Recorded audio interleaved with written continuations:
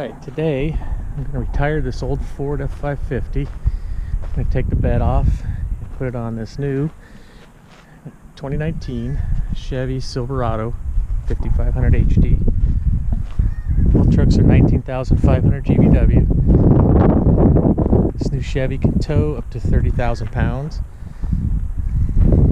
Duramax diesel, Allison transmission. And I hope to do another video on driving it, showing how it performs, as so far I cannot find anything on YouTube showing the performance, or just how good a truck this is, or hopefully not how bad a truck it is. So we bought this 2005 Ford F550, bought it new, took this bed off of GMC that we had, and this truck has been an absolute piece of junk. 1,200 miles, it lost its first fuel injector. 20 miles later, it lost another one on the way home from the dealer. 1,200 miles, the dealer put a new Crane engine in it. It hasn't gone 6 months without being broken down, and it's usually more often than that. It's had 2 sets of heads, 2 turbos, countless fuel injectors, EGR coolers, EGR valves, Huey pumps, oil coolers. It's had everything changed on this thing multiple times.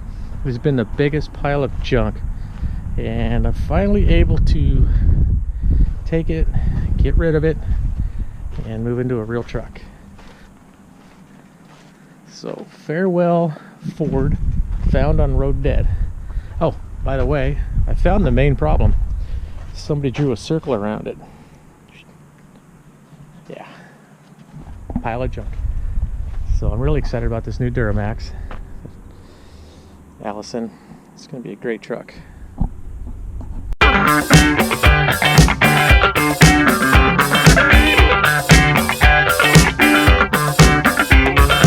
So here's the funny thing. This is cleaning all the tools out of my the toolboxes here. Ran across one of my injector seals. This seal is very famous for going bad on these 6-liter Fords. I think I changed about 100 of these things in the last 10 years. Anyways, thought that was funny. Maybe I'll keep it as a souvenir. It's amazing how much stuff you need to have in your service truck when you're working in the field on heavy equipment. But you never know what you'll run into. It just took me about an hour to unload this truck.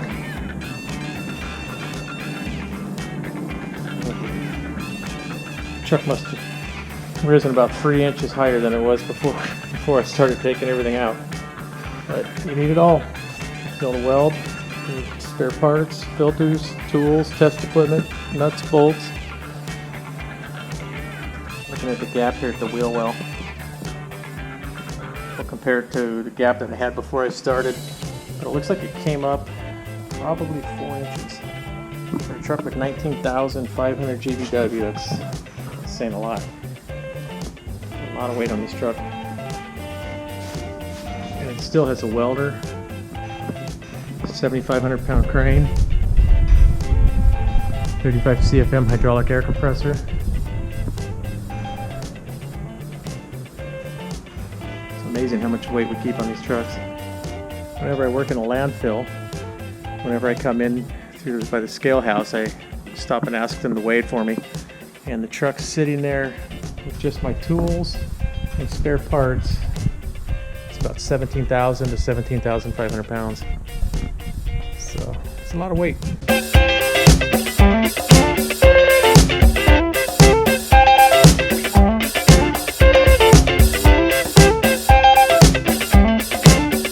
Alright, here's the bed up in the air. She did not put up much of a fight. I think it wanted to get off of that Ford. Got tired of seeing tow trucks, tired of being broke down on the side of the freeway, tired of all the smoke puking out of it from bad fuel injectors.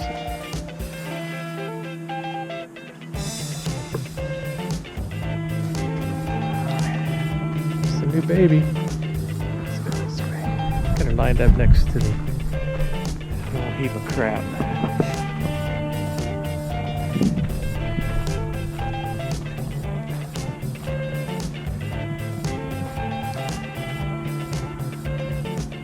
Poor old thing.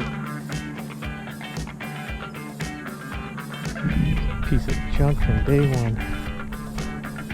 Let's have the cab lifted off of it more times so if I can count. So we'll put a stake bed on it, send it down to the auction. She can live her life out in another state. By the way, one of the reasons I have to get rid of it is California says that even though I bought it legally in 2005, with a sticker that says meets California emissions, as of 2021, it does not meet California emissions and it's illegal for me to own it. They will not let me register it. So that's what happens when you live in a Nazi state. But what the heck, I needed a new truck anyways.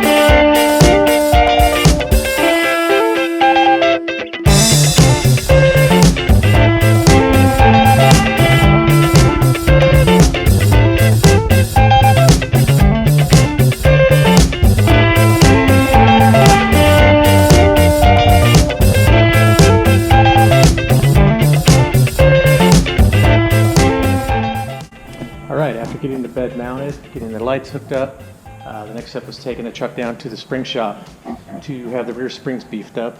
The shop we used to use, we had some trouble with them.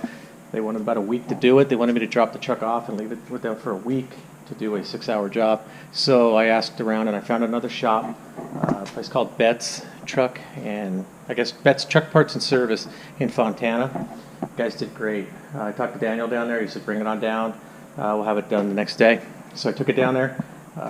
They did a beautiful job. You see, they leveled the truck out just right. I'm really happy with how they did it. I've seen sometimes they don't do them high enough, sometimes they do them too high. So they had to add about 3 springs to the left side and 4 springs to the right side. And we have to add 1 more spring on the right side because of the crane. It's got, you know, just from the extra weight of the crane, it always seems to make these droop to the right.